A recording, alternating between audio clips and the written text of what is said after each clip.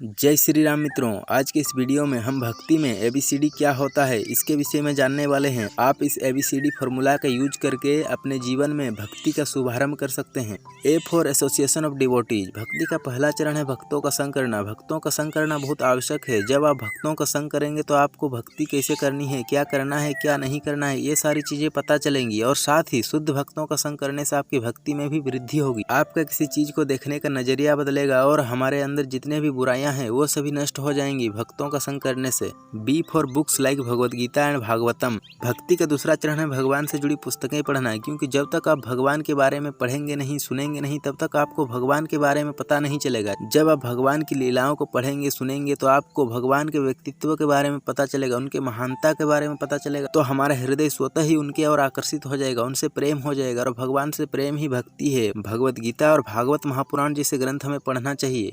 C for chanting the holy names.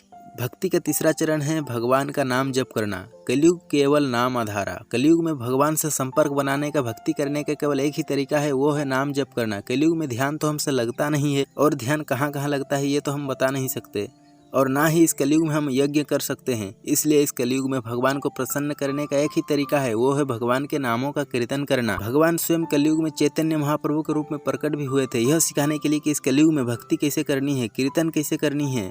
हमें किसी प्रमाणिक गुरु के द्वारा दिया गया शास्त्र प्रमाणिक नाम या मंत्र का जप करना चाहिए, इससे सर्वोच्च लाभ की प्राप्ति होती है। डी फॉर डाइट लाइक प्रसादम। भक्ति का चौथा चरण है प्रसाद ग्रहण करना। हमें शुद्ध शाकाहारी भोजन बनाकर बिना प्याज लहसुन के भगवान को भोग लगाकर प्रसाद ग्रहण करना चाहिए। पृथ्वी, जल, वायु, अग्नि आदि का बिना मूल्य चुकाए उपभोग करना पाप है। वैदिक युग में लोग यज्ञ क्या करते थे इस मूल्य को चुकाने के लिए। यज्ञ से देवताएं प्रसन्न होकर वर्षा आदि हमारी सारी आवश्यकताएं पूरी करते थे। यज्ञ से देवताओं को शक्ति तथा भोग की सामग्री प्राप्त होती है। इस प्रकार देवताओं और मनुष्य के एक दूसरे के इस प्रकार के सहयोग से यह सृष्टि चलता है। जो यज्ञ किया बिना अर्थात देवताओं को भोग लगाए बिना अन्न खाता है वो निश्चित ही पाप खाता है। इसे भगवान श्री कृष्ण गीता में बोल रहे हैं। आज हम यज्ञ नहीं करते, इसलिए वर्षा समय पर नहीं होती। जिस प्रकार अगर हम वृक्ष की जड़ में पानी देते हैं तो वह पानी वृक्ष की सारी शाखाओं, टहनियों तथा पत्तियों में चली जाती है, ठीक उसी प्रकार अगर हम सभी अवतारों तथा देवताओं के मूल भगवान श्री कृष्ण को भोग लगाते हैं तो वह सभी देवताओं को प्राप्त हो जाता है। धन्यवाद।